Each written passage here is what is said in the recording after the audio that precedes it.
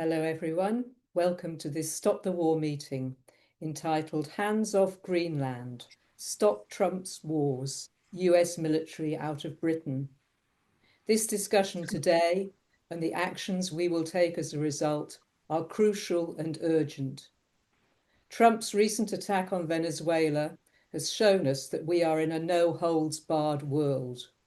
The US is determined not only to maintain its global reach and keep down rising powers like China, but to extend it through military might with no restraint.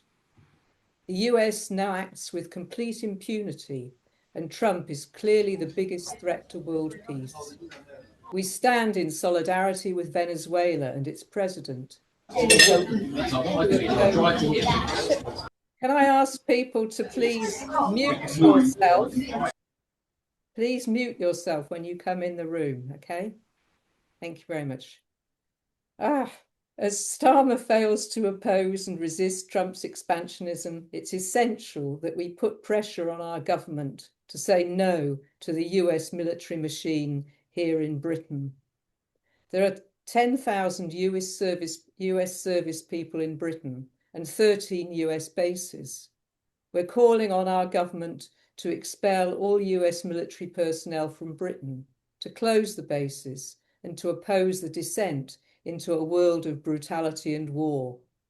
If you haven't already done so, please sign our petition. We have a great panel here this afternoon to discuss these urgent issues and help us plan our response.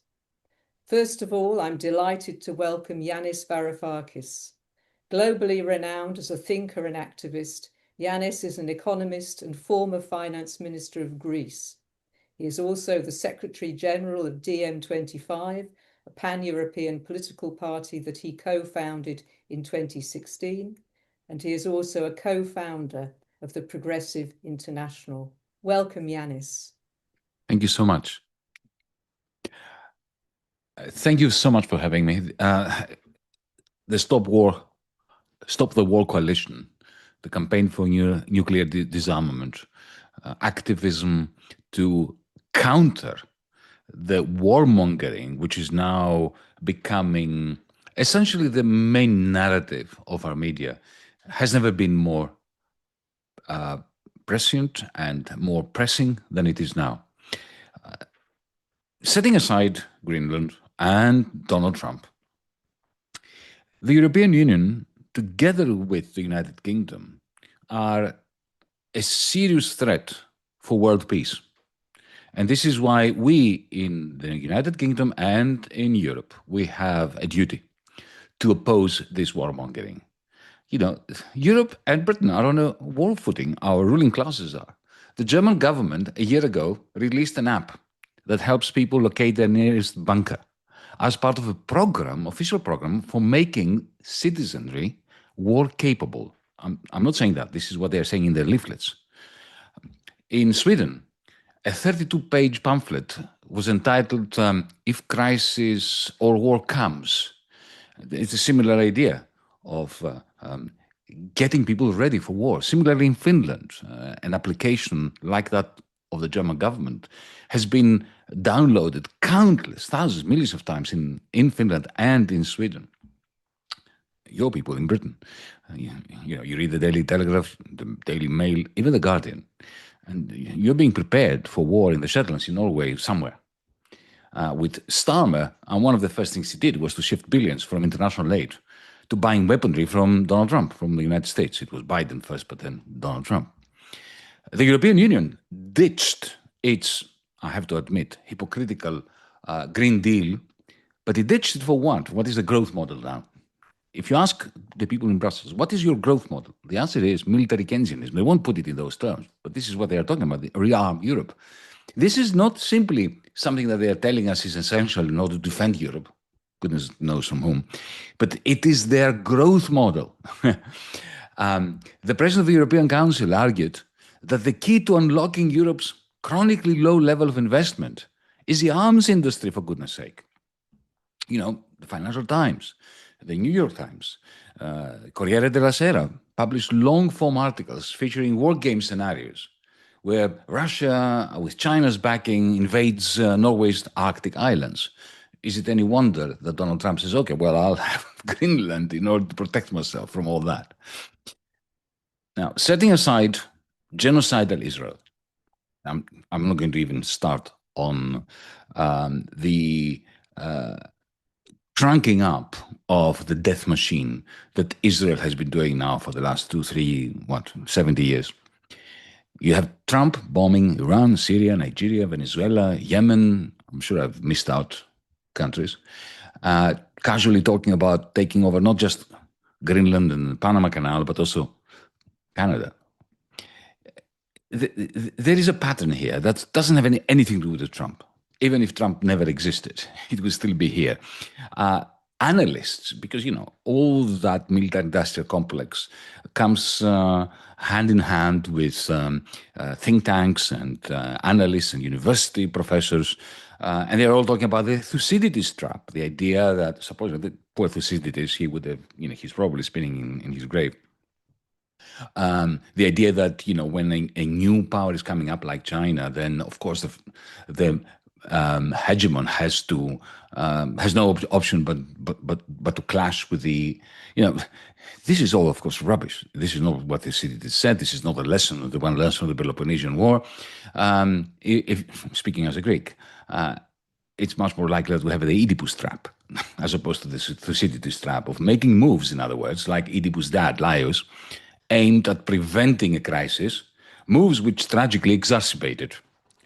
So just as Oedipus ended up killing Laius, his father, because his father believed that he was going to be killed by his son, similarly, our ruling classes are bringing on war by prognosticating war and by preparing ourselves for war.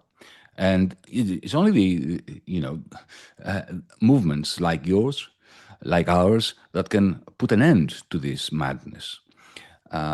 Meanwhile, the peoples of the world are watching anxiously, hoping that all this talk about Greenland, however angst-inducing it may be covering up Trump's decision. We hope that is the case. We don't know. But maybe there is a decision by Trump to coexist with China, not to blow up Taiwan, the world, over the South China Seas. But this is not, our job is not to be spectators and to hope that the madmen, and it's men usually in authority, do not blow the world up. Now, speaking as an economist for a couple of minutes, military Keynesianism, friends, comrades, doesn't work. It works for the United States. The whole macroeconomy of the United States is based on military Keynesianism. So you've got the Pentagon, the military-industrial complex, generating the aggregate demand for the rest of the American economy. But there is a precondition for that, and there is a repercussion of that. The precondition is that you have to be able to issue the global currency in order to be able to finance the bloody thing. And secondly, in order to keep financing it, you need to keep depleting the stocks of the ammunition. So you need to have a war every 6 months, every year.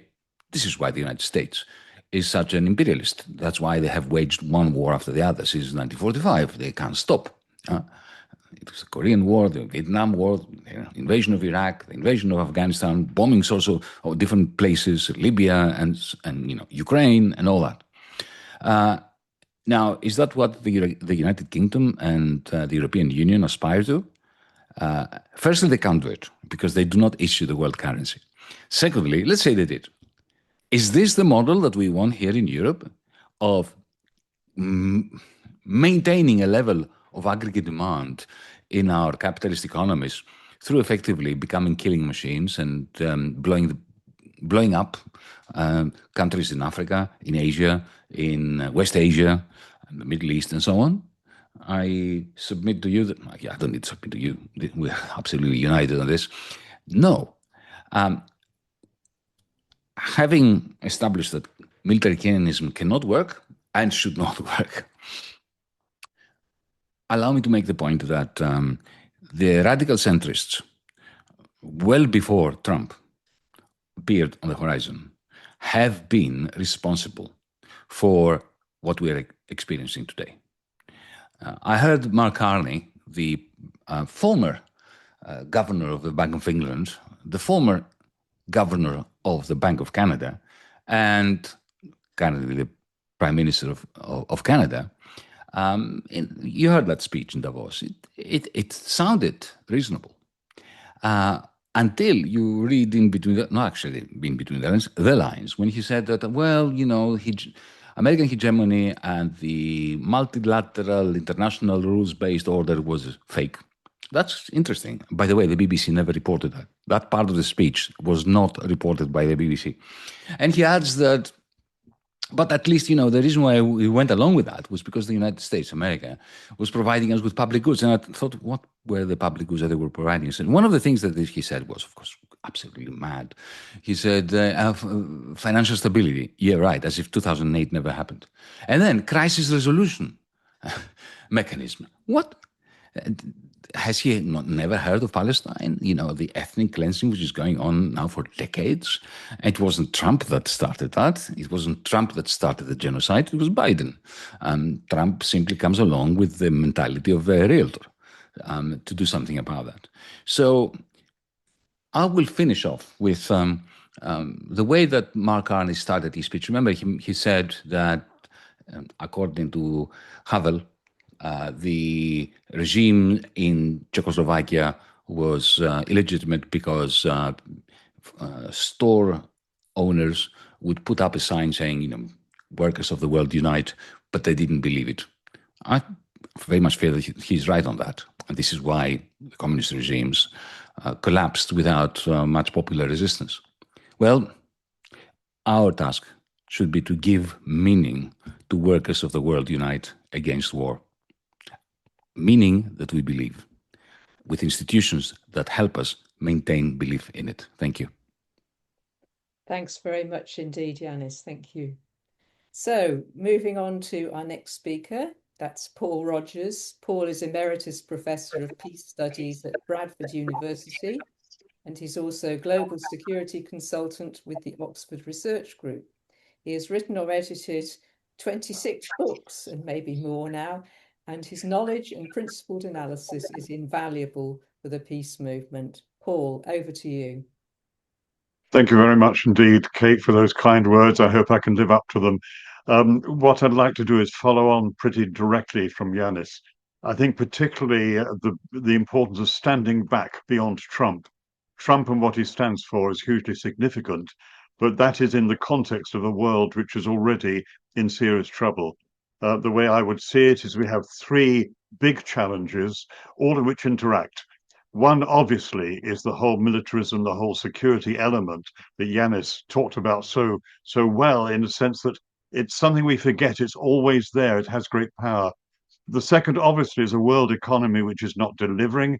It's an economy which is really witnessing runaway wealth of quite extreme levels. And of course, with that goes a concentration of power. And then finally, of course, is the overarching issue of climate breakdown. And of course, those are all areas where the Trump era just makes things worse. I think that group, the StopTrump.org group, did a very good video just a week or so ago. And they went through all the different areas in which the Trump view is currently impacted on the United States. I'll run through them very quickly, but check it out on the website. StopTrump.org.uk, StopTrump.org.uk. Overall, you have the undermining democracy. That's very clear in so many of the internal things that the Trump group are doing. There's a hollowing out of the state, huge cutbacks on the federal and where possible at state level as well, but not in any way a sharing of power. If anything, power becomes more centralized on a smaller and smaller group. Very similar to the whole neoliberal situation in the United States 40 or so years ago. With the hollowing out of the state, you have to have the suppressing of dissent. That is absolutely crucial. And you're seeing that appallingly at present in the events in Minneapolis and elsewhere. And along that, of course, there's the necessity of controlling information from the center. And that is done by a mixture of lying, exaggeration, and in a sense, spreading false stories, if you like, false narratives, which become very important in this. Behind this, of course, is a strong ideology, and that is something which I think is particularly concentrated in the health and climate areas. The whole anti-vax thing, which is so prominent in the United States, and the way in which the whole climate issue is just not an issue, it's not happening.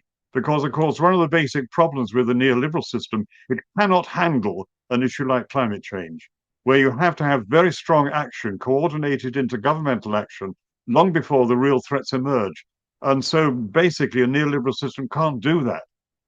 There's the continual attack on liberal education, focused, I think, particularly of necessity of the major financially strong universities, the Ivy League group. You see that repeatedly with quite a major effect. Weakening of civil rights, obviously. I would point out also to the whole issue of the overall corruption of the system and also the mega enrichment that is going on within the members of the establishment. And that, I think, is something we're forgetting about. And then, of course, you come, as Yanis was saying, to the global level. And this is much more concerned with making America great again. You have an overall complete sort of continuing itemization of migrants as the enemy, but it goes well beyond that. And we're seeing that in many different ways. I mean, if you're looking just now, you're seeing the possible build-up to direct wars in a number of different parts of the world at the moment. And if we have time, I might not probably, but we can go back to that in a moment. But I think there are other issues here to remember. Within the whole Trump view, within this whole neo-fascist group, you have a strong undercurrent of white racism. That comes through repeatedly. But you've also got to ask, how new is this? How new is this whole problem that we're facing in the United States? I'm regrettably old enough to remember the McCarthy era pretty fully. And essentially the kind of things you experienced there and saw happening there is not unlike what we're seeing now. You go back further, of course, to the whole era of the Jim Crow laws. And essentially you had huge controls within the United States of any kind of dissent at what was then, if you like, the ruling elites, call them what you will. And of course, in a sense, I mean, we share in this because of the colonial history, particularly, I think, of countries such as Belgium, Spain, France, and of course, Britain at all, which was a very bloody history. So I think we have to remember all of this as well. In the British case, incidentally, never forget the huge dependency we have on the United States, particularly the military side. And that really bedevils everything. Now, as one goes on, you sense, well, you know, where do we go from here? But I point to a couple of other things first before just concluding. One is there are major problems within the Trump view, within Trumpland. Trumpland is becoming a pretty troubled land. You've seen the huge response in the depth of a very bitter midwinter period in and around Minneapolis with the murders of protesters, straightforward street killings. And that, I think, is a sign, and what's happening elsewhere in the US at the present time. Trumpland is experiencing more legal setbacks than it expected. And that, I think, we have to remember and, in a sense, celebrate that. And the huge demonstrations that we're seeing in the United States from time to time are really quite massive. And again, we have to remember it. Trump also is slipping in the polls. And that, of course, means that if there are internal divisions, that's problematic. The biggest internal division at present, hardly covered in the British press, apart from, I think, Financial Times, is the way that Paul Dans has acted in the way he has. If you don't know, Paul Dans was one of the key people in the development of Trump thinking and its implementation from the Heritage Foundation elsewhere. He's basically breaking out from this. He's actually standing against one of Trump's leading senator supporters in the upcoming midterms. So there's a big problem here, I think, for the Trump era. What does that mean? Let me finish by how can they react to this? They're in more state of problems than we accept. And I think one of the big risks come back directly to what Yanis was saying, and that is the risk of looking for decent little wars to divert attention. And I would point out at the present time, and again, one or two papers have pointed this out, there is actually a slow, in fact, quite a rapid buildup of the necessary American forces in the Middle East to do something about Iran. Now that we have a second aircraft carrier battle group actually heading, one from the United States, one from Western Asia, we see the kind of build-up which we really do face. And this is why I think, particularly this afternoon, most of the people here are really concerned with the whole issue of peace and war. This is going to be a very big issue, I suspect, in the next 6 to 8 weeks. So be ready for this.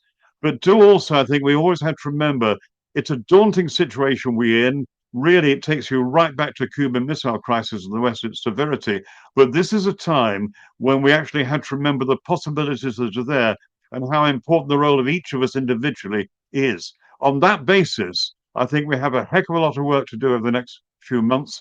And let's face up to it, it has to be done. Thanks very much. Thanks very much indeed, Paul, and agree with you 100% about how we need to get active. Right, turning now to our next speaker, that's Andrew Murray. Andrew was a founder member of Stop the War Coalition, and he was also our first chair. He's currently our deputy president. Over to you, Andrew. Thank you, Kate, and it's good to be with you this afternoon. I think when we did found Stop the War 25 years ago, the slogan "Hands off Greenland" would have been nowhere near our agenda. We could, even at that point, we had Afghanistan, we could foresee conflict in Iraq, possibly Iran, North Korea. But the fact that we are now talking about a crisis around Greenland underlines, I think, the main drama of the situation, that we are in a dramatically changed world situation. The biggest shift really since the end of the Cold War and the collapse of the Soviet Union in the 1989-1991 period. The underlying drive for this is surely the relative decline of the USA from increasingly hard to sustain the unipolar movement that was established in 1991 of the sole superpower with basically unchecked global power.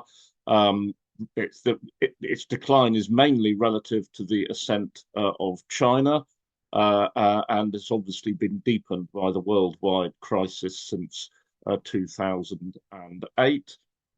And one of the aspects of the new shift in US policy, which I think we have to try and disentangle from Trump's personality to the largest extent possible, because it is about much more than him, even though he is hard to take one's eyes off, is a discarding of all the alliances, all the international institutions. I think he's withdrawn USA from about 65 international bodies just so far this year. And anything that restrains the unilateral exercise of its power, in line, as he said, with his own morality and his own mind. One of the things, of course, that has been discarded, and this is a matter of deep pain to Keir Starmer and others, is hypocrisy.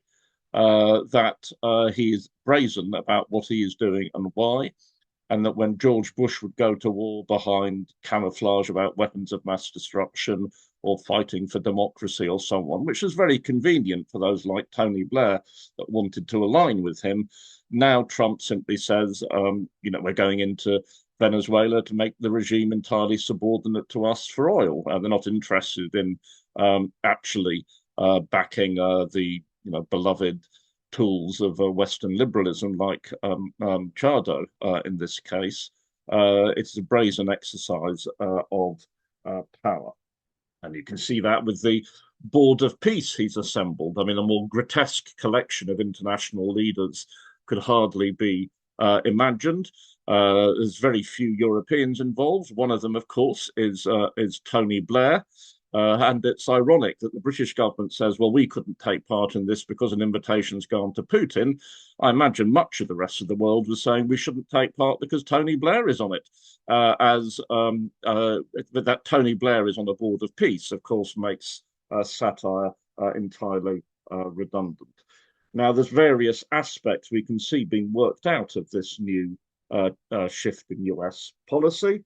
I think one element is to drive Chinese economic influence out of Latin America to the greatest extent possible.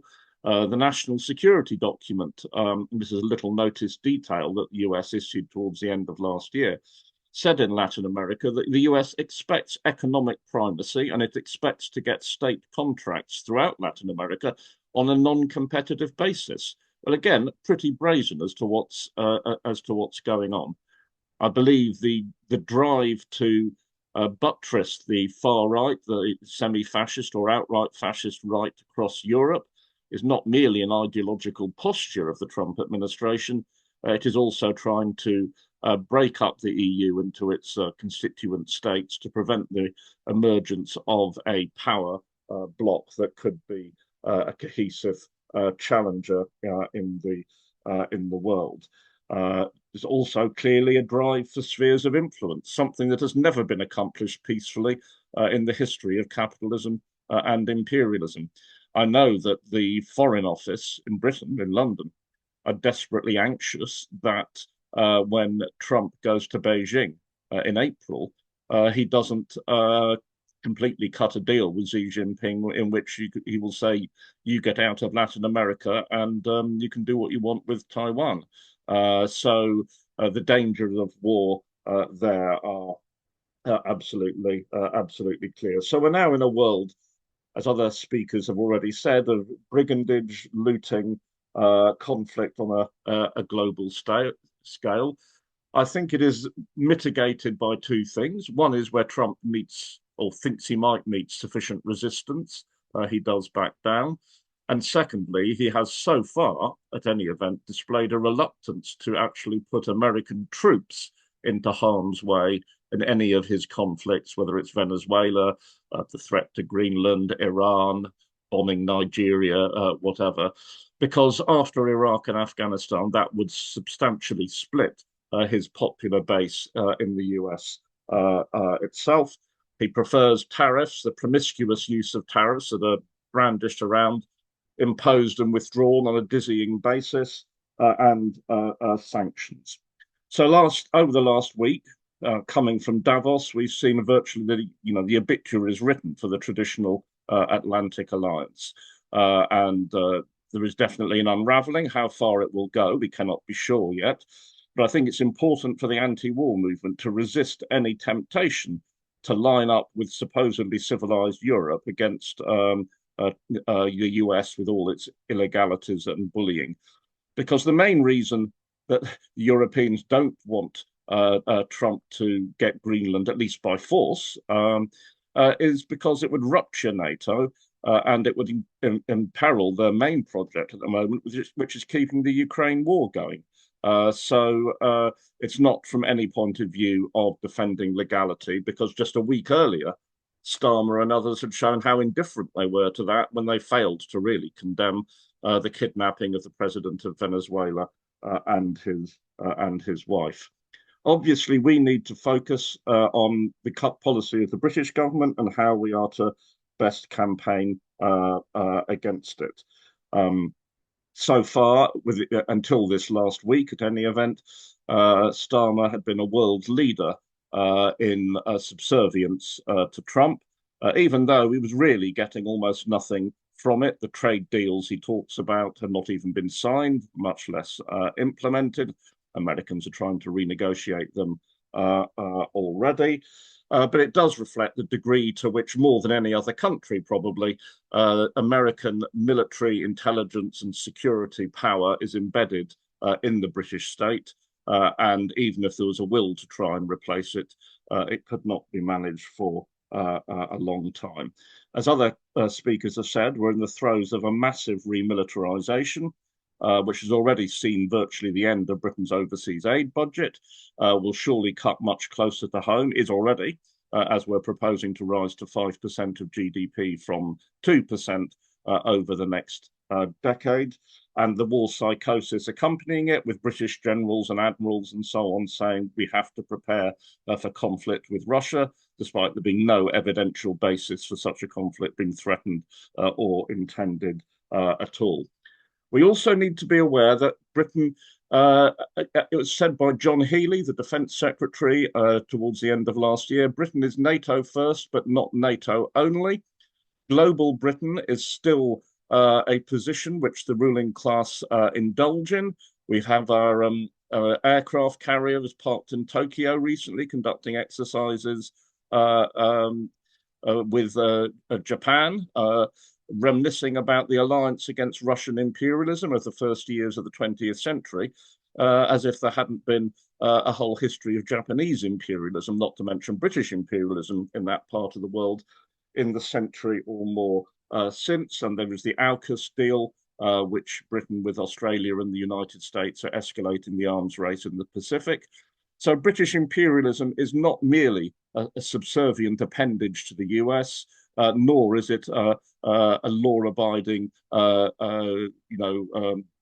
player in international affairs. And we must be aware that if there is conflict in the Far East, there is every chance of Britain being dragged into it. So we've got our main slogans now, comrades. US bases out. 55% of British people would have supported the closing of all US bases and the withdrawal of all US military personnel had there actually been a war over Greenland, and that war cannot be discounted. It seems slightly less likely than 10 days ago, but it's not an impossibility. And there is no doubt that, and here Trump's personality works in our favor, that there is widespread concern, indeed revulsion, at Britain's policy being subordinated or put our future put at risk by alliance with an extreme right-wing, semi-fascist, overt imperialist. We also need to carry on advocating the slogan, welfare, not warfare. This is the best way, in my view, to help build our base in the trade union movement. And as I've already said, the scale of militarization that's being embarked upon cannot be separated from the pressure on the health service, on social spending, on many other areas, more desirable areas, and nor, again, as other speakers have said, is it an efficient, leaving morality aside, way to invest in manufacturing industry and create jobs. We also have, finally, to build for the International Anti-War Conference we're organising in London later on this year, because preeminently and obviously these are international battles, and if we have specific ways into our own political situation, it is clearly one struggle, and it feels like in the 25 years of Stop the War, it has never been more urgent. Thank you.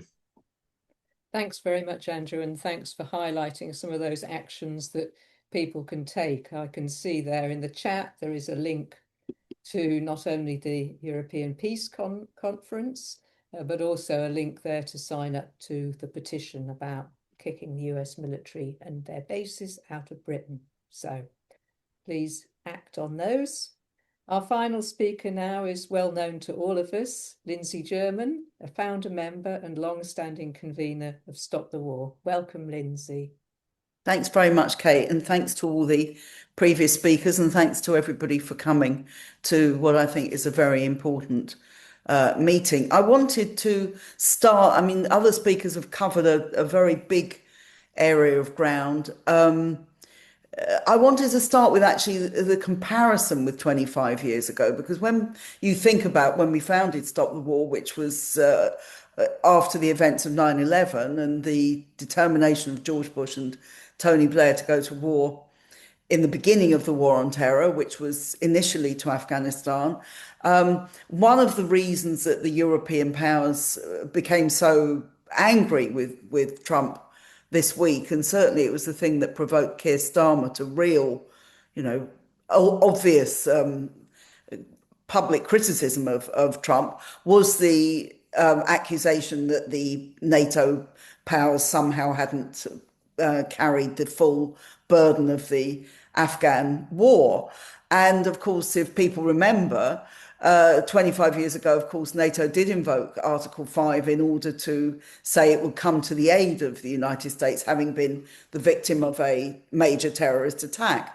Now, when you compare that and that sort of unanimity among the ruling classes, which even with Iraq was largely the case. I mean, there were countries such as France that were very unhappy about it, but essentially they also allowed the United States and Britain and Italy and Spain, who were the main countries at the time involved in it, allowed them to go ahead with that. The European powers, again, were allowed to launch the attack on Libya in 2011. And so you go on, there was a certain degree of support across the board for these adventures.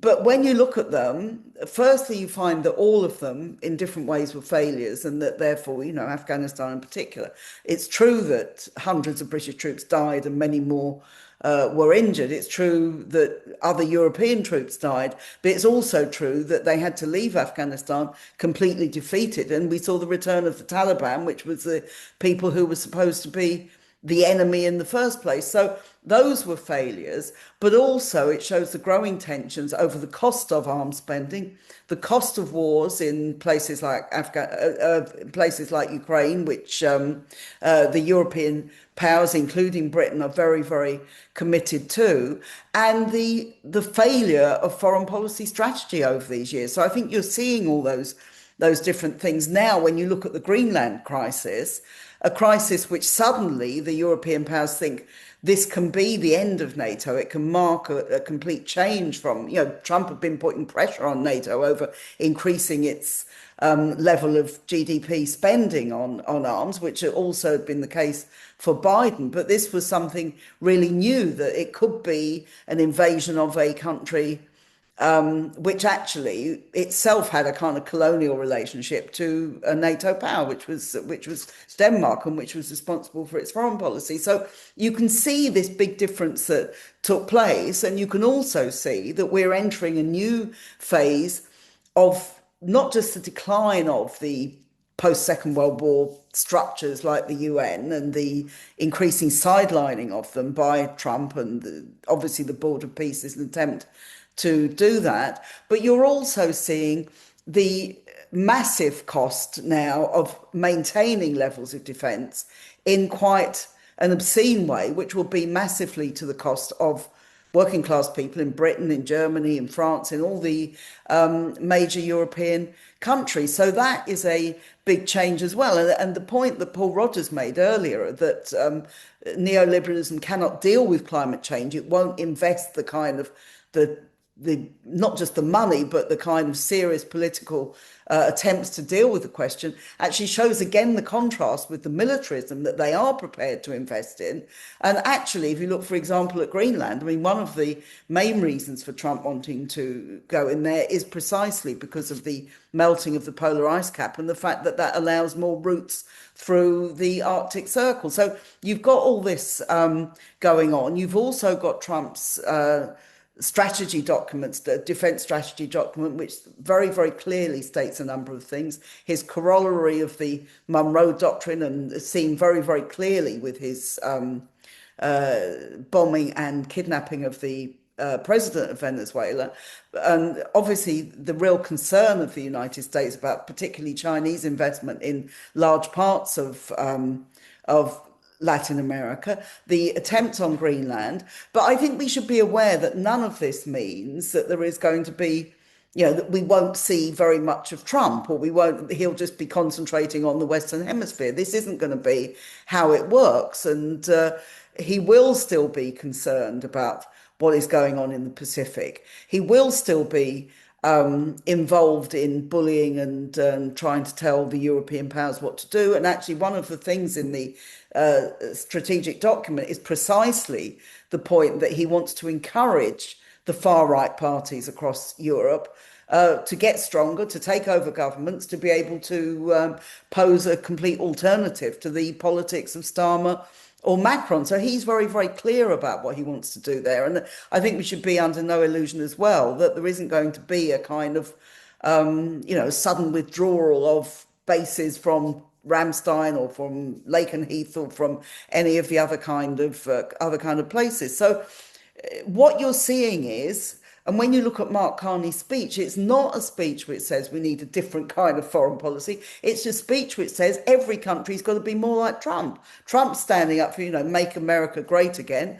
We're going to stand up for Canada. Britain is going to stand up for Britain, and so on and so forth. So this is a recipe for more arms spending, more attacks on welfare at the expense of warfare, more of all those kind of things. And I think that it means when we talk about what we do, we need to think about how we respond to this. And it isn't just responding at the level of war, because obviously there are other issues. And the fact that 2 protesters have been murdered in cold blood in Minneapolis in the last, 3 weeks.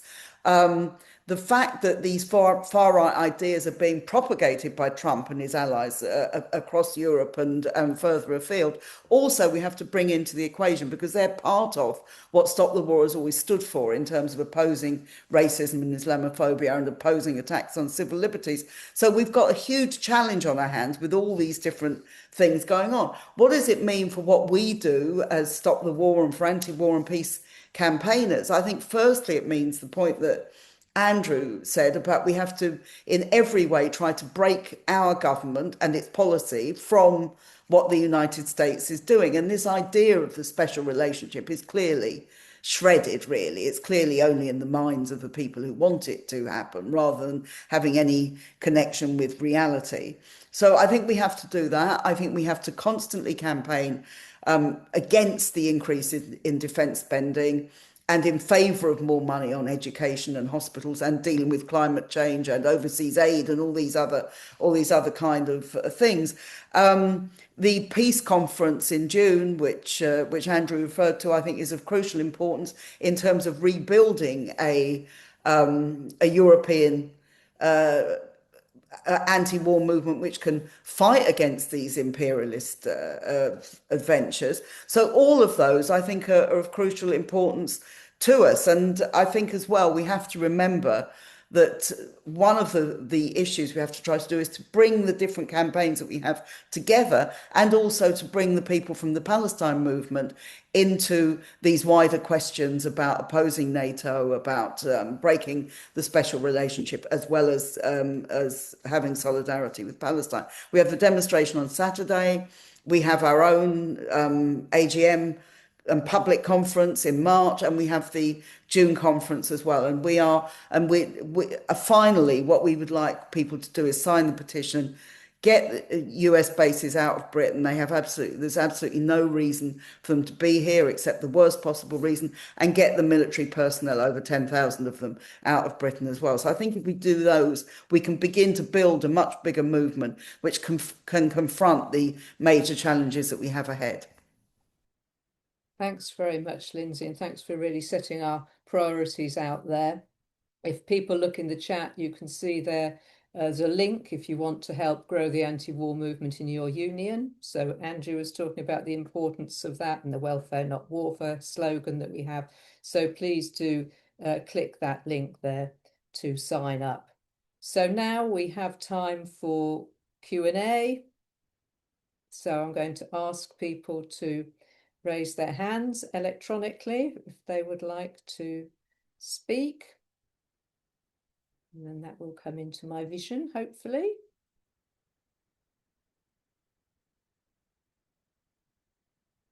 Anyone like to come in now?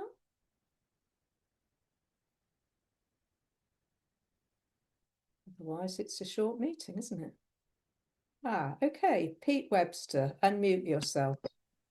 I'm muted, Kate. Thanks ever so much. Big thanks to all the speakers for their contributions. I think it's been really informative, incredibly worthwhile meeting, which I hope we can get up on the Stop the War website for wider circulation. Well, what I really wanted to talk about was, Lindsey's just set out some of the key tasks ahead of us here in that. The question is, how do we actually get that happening in practice in that? So, obviously, we need to start doing stalls and leafleting, but also aim towards getting some public meetings going. And I will be in touch with the Stop the War office in that to try and get some help for speakers, stuff like that. I think we need to have an orientation towards FE colleges and universities, as well as our trade union work, which is absolutely critical, because that's the generation that's going to get conscripted, and just briefly, as doing a Stop the War stall yesterday in outside a local supermarket with a few other people. The leafleting for the national demonstration was going well. We didn't get a huge number of sign-ups and that, but the people we did sign up, we did have good chats with them, and hopefully they're going to get involved as well. And that's a location that we've done at times previously.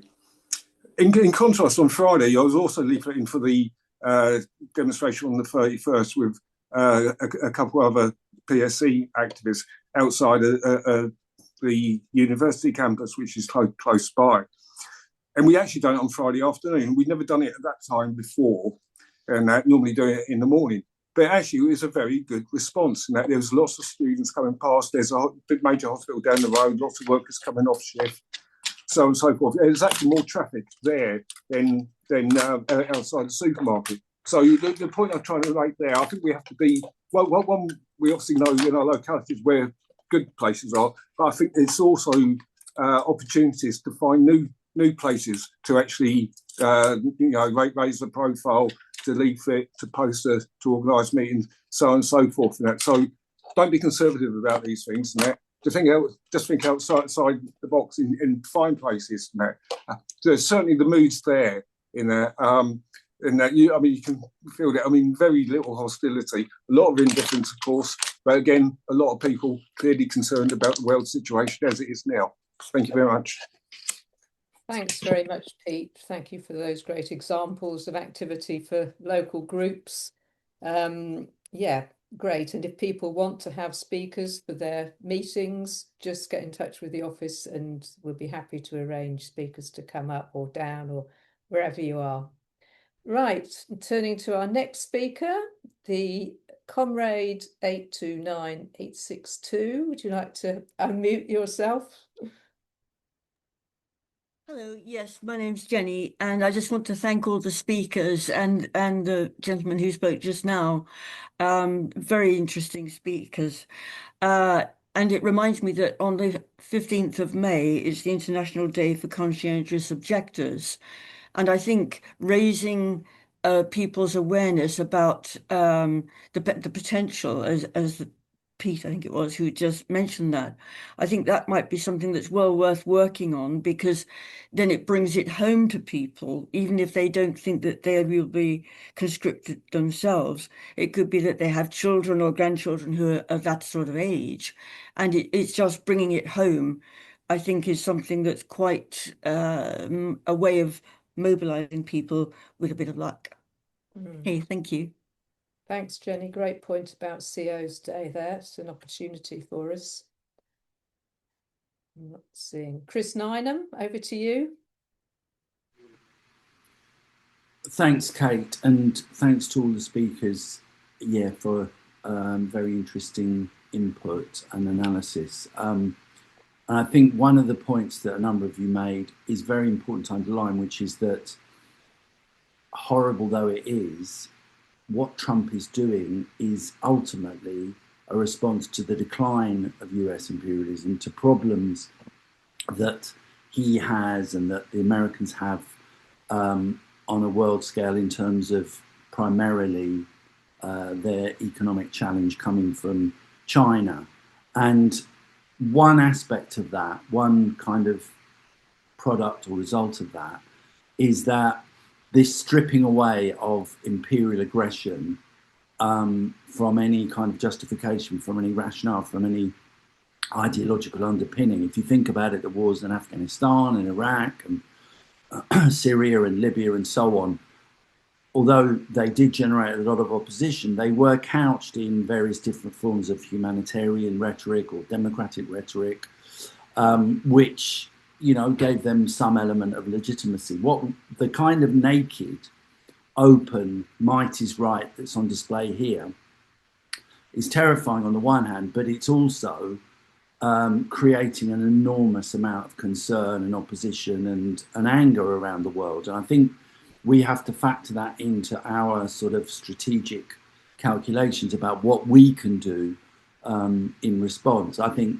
the impact that this is having on the world can you know, it's very easy for us not, because we're already anti-war and anti-imperialist and so forth. It's easy for us to miss that calculation. I think one thing it means is that we have the capacity to build much broader opposition to this round of imperial aggression than we did over Iraq, and even than we have done over Palestine. And I think when we organise public meetings, we need to be thinking about getting some of the MPs on board who probably didn't touch Gaza with a barge pole, but actually are now, deeply troubled by what is going on. The same goes for kind of journalists or, public figures that we can get onto our platforms and so on. I think we can build a much, much bigger movement. And I think that is on display with the peace conference that we're part of organising on the 20th of June. The first outing of this conference was in October in Paris, where the kind of whole notion was launched. And at that meeting, there was 4,000 people crammed into this massive, massive venue, many of whom, probably most of whom, were trade unionists. And that kind of gave you some sense of the growing scale of opposition there is, and also gives you some sense of the kind of ambition that we must have in terms of building the new movement. And I think the event, there's all the events that Lindsey talked about, all of them are important. But I think if we can get thousands and thousands of people to the Central Hall on the 20th of June, they'll be coming from Germany, they'll be coming from Italy, they'll be coming from France, from Belgium, from Spain, from elsewhere, but also getting thousands and thousands of people from the trade union movement here. That can give us a platform on which we can do something that really matches the scale of the challenges we face. Thanks very much, Chris. So we've got 5 months until the peace conference in June. So that's plenty of time to really get the news out about it in our local groups and everywhere that we can, in our trade union organisations, getting support via the model motion that you can see there in the chat. So let's do all we can to really build that. Okay, anyone else?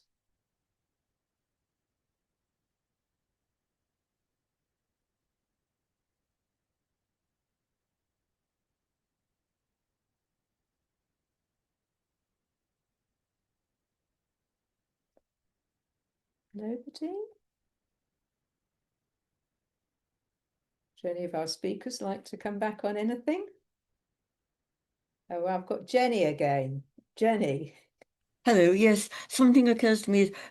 In June, will the conference be available on Zoom? Do you know?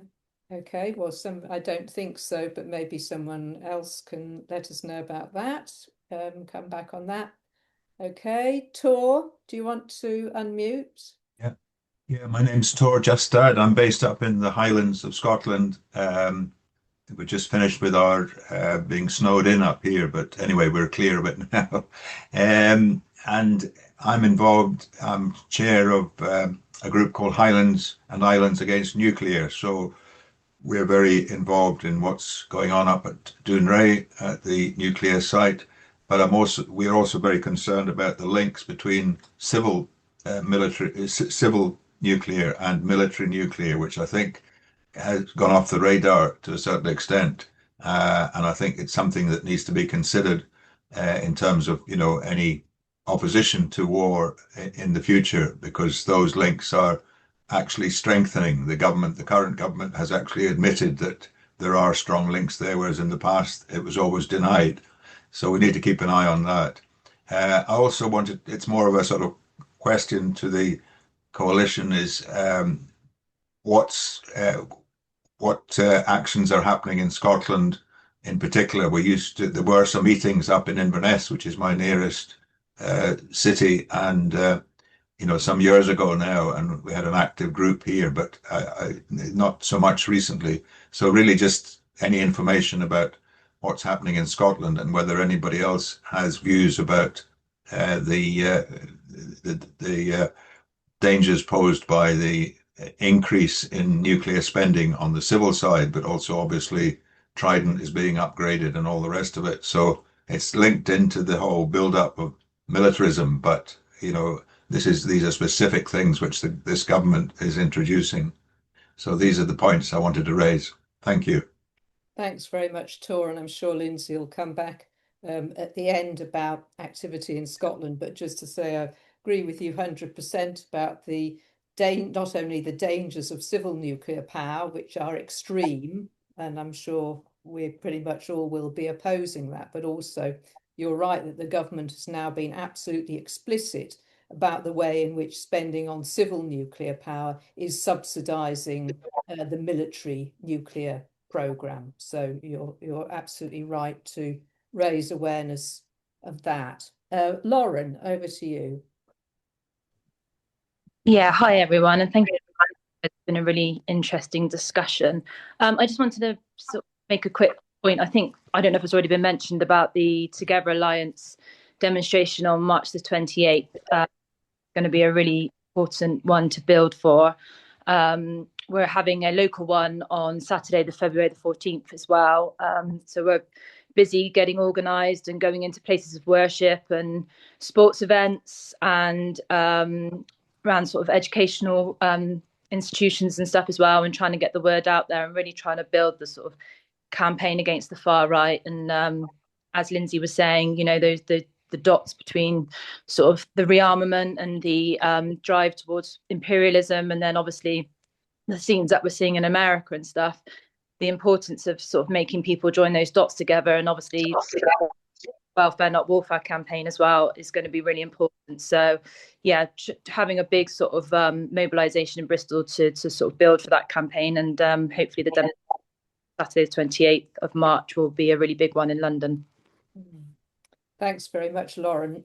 Sounds like a great initiative you've got over there. Also, of course, I'm sure everyone is aware that Stop the War, we are supporting that demonstration and actively mobilising for it, have a big anti-war block on it. So please do everybody get active and mobilised for that as well. Paul, over to you. 2 links and 2 points. I put 2 links in the chat. One is to an article I've just done for Open Democracy, which summarizes the way that the United States is moving military forces towards the Middle East. And then there's also a link to the cost of war program at Brown University in the United States, which is one of the best sources of the rate at which money has been spent on wars, and also the cost of wars in human terms over the last, in really the post 9/11 period. So I think those are 2 really good sources. In terms of points, well, one is it's something that Andrew actually said about the way the United States really looks after its own troops and avoids them getting into harm's way. One of the results of that is the United States prefers to fight its wars remotely from the air and by a variety of means, which means inevitably that there are higher civilian casualties. And I think this is sort of constantly forgotten about, that the very nature of protecting your own troops, actually, the way you fight wars actually increases the risk to ordinary people. And the other point I think to make is one, I'm really surprised it hasn't really got through to the body politic.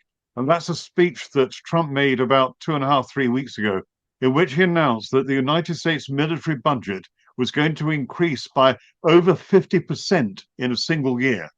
And what that means is from fiscal year 2027, which actually starts at the beginning of October 2026, in fact, just in a few months' time, the United States will be increasing its spending on the military in a single year by something like $1.5 trillion.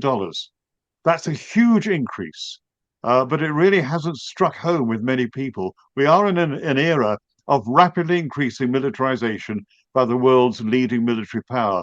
And it's something which I think really needs hammering on every occasion. Thanks very much indeed, Paul. I can second your point about the cost of war program at Brown University. I've often used the information and data in that, and it's absolutely fantastic. So please, everybody, do save that link. Anyone else?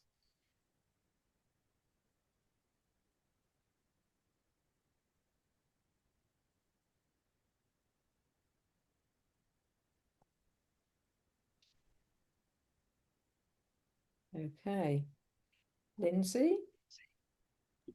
Well, what I was going to say basically is that I think people are I don't know. I mean, obviously, people had so much information and so much that maybe there's not huge numbers of questions. But I think it is important that I think we're all recognizing that there are these new challenges. And I just wanted to come back on a couple of the questions, but I don't know. Would you like me to leave that, Kate, or? No, I mean, I'm not seeing any hands at all. So, yeah, fire Okay. away, and then I come to Paul and Andrew. Yeah. Just in terms of thanks to the comrade from the Highlands. I mean, we do have some people in Inverness. We don't have a group. We do have groups in Glasgow, Edinburgh, various other places in Scotland, and we do have a good Scottish Stop the War coalition. So, please do get in touch with us, or we'll get in touch with you. I mean, I know the difficulty of the Highlands, the distances, and sometimes the weather and so on, but it would be very good if we could have a public meeting in Inverness. I think we get a lot of support for it. So let's see if we can do that and get our supporters up there doing it.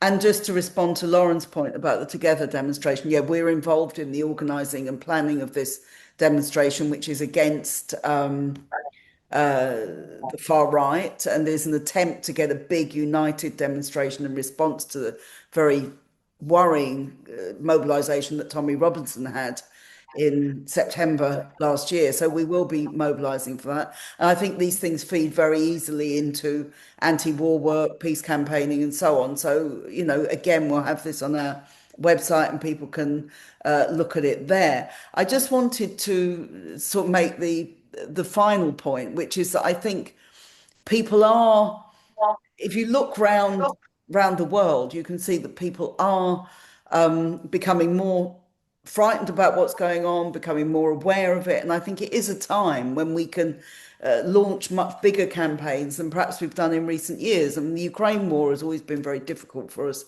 here in Britain because our government is obviously very, very much in supporting the NATO proxy war against Russia, and that sometimes has not been, our position has not been a majority position. We've had a lot of time campaigning over Palestine, which obviously we'll continue to do, and it's very important to us, always has been very important to us.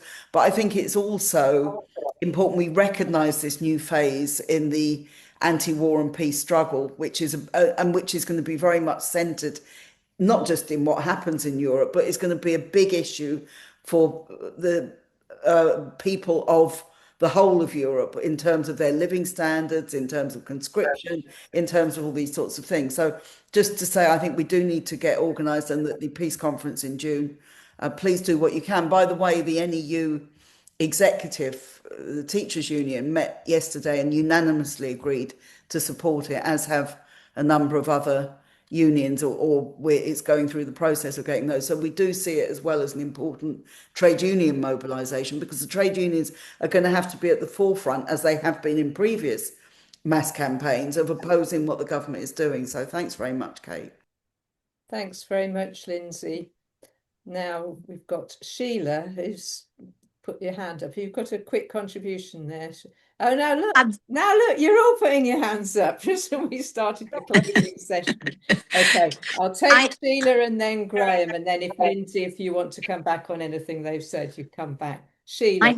I have a question which follows on from what all of the speakers said, and also what Lindsay has just said. Bearing in mind that where we need to make an impact, raise awareness, especially bearing in mind that people like myself and the volunteers involved in the peace movement are often older. I'm 86. How have they got any thoughts as to how we can raise that awareness, incentivise young people, especially in universities and colleges, and also bearing in mind that the trade unions for the education unions are actually very much on our side, but have apparently no influence on how money is spent in universities and in colleges. And that's my question. I'm sorry, it's not an easy question. Thank you. Thanks, Sheila. I'm sure they're up to answering it. Graham, over to you. Yeah, I'll be very quick. I mean, I was actually really excited when I saw the advert for this meeting and the petition to get US bases out of the UK. I mean, as a position, against NATO, we want Britain out of NATO. These are general positions that we have, but I think this is actually a concretely achievable goal. Not going to be easy, but I think it's something that we should be really working at, and I think pushing it into the political parties, like your party, like Green Party, even the Labour Party, pushing it into the unions, and I think it's something that's for me, from my generation, this is something that's we've always had this, we've always had these US bases since the Second World War. And I think I was very excited by that, and I think it's something that's really important, and I think it's something that we can really. I can't remember which speaker said it. Like 55% of British people want US bases out of the UK, and I'm not sure where that figure came from. But I think it'll be interesting to see how many people agree with us, and I think it's something that we can really push.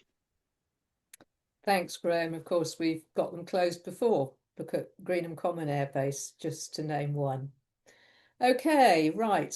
This is the last chance for audience questions and comments. Okay, that's it. That's it, folks. Lindsey, do you want to come back on those last two at all? Just to say, I mean, just to refer over the student thing. I mean, I agree very much with what both people were saying, but Pete, who spoke earlier, did say about they leafleted one of the colleges near where they were leafleting over Palestine and got a very good response. I think that one of the things we've got to do with some urgency is to get lots of information out. I mean, I remember in the 80s when we had all the the sighting of cruise missiles in Britain, and as Kate has just referred to Greenland Common, they had that thing, protect and survive, didn't they? The government thing, which you're supposed to hide under a table to avoid the impact of nuclear war or whatever helpful thing they did. I suspect we get equally stupid things now.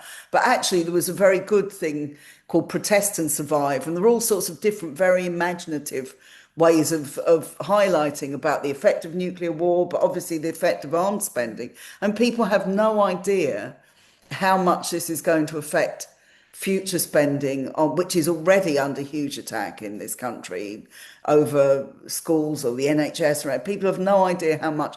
It's estimated that Britain alone on present commitments has got to find another 800 billion by 2040, which is what, less than 15 years away.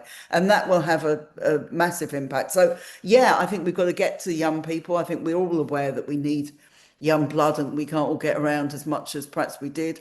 But we've got a fair number of young people coming through, and I think we've got to encourage much more with students and school students. One of the problems, I would say, is that in universities now, I think there's quite a climate of fear over discussing Palestine, and there's also lots of deals with the military and with arms companies and stuff. And maybe we should think about how we can focus on some of those in a way that the Palestine movement has done over boycott, but not over boycott so much, but over saying, let's break this university's links with British Aerospace or whoever it is. I think that would be a useful thing to do. So anyway, that's just my thoughts. Thanks very much, everybody, who've made contributions, and to all the other speakers. I think it's been a really useful meeting. And thanks, Kate. Thanks very much, Lindsey. That's great. Paul, do you want to make some final comments? Yeah, just one quick one. Talking about universities, that group Demilitarise Education, DMIL-Ed, is really good and very adventurous in what it's doing. And they are active mostly with young people in universities and having quite an impact. I put a link to their website in the chat just now. Thanks very much indeed, Paul. Andrew, over to you. Yes, thanks, Kate. I just wanted to come back, I think, on the point that Graham was asking about the opinion poll.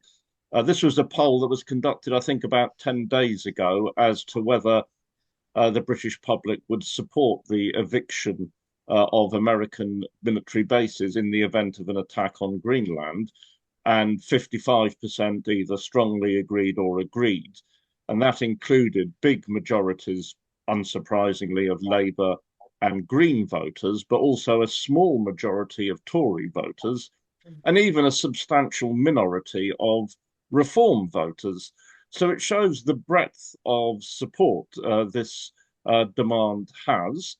And a thread running throughout our campaigning over the last 25 years, and it could have been even longer, is the dangers of the so-called special relationship, the Britain's alliance, aggressive alliance with the USA obviously as the dominant partner, and the need for any attempt to reorient British policy to include a break with Washington.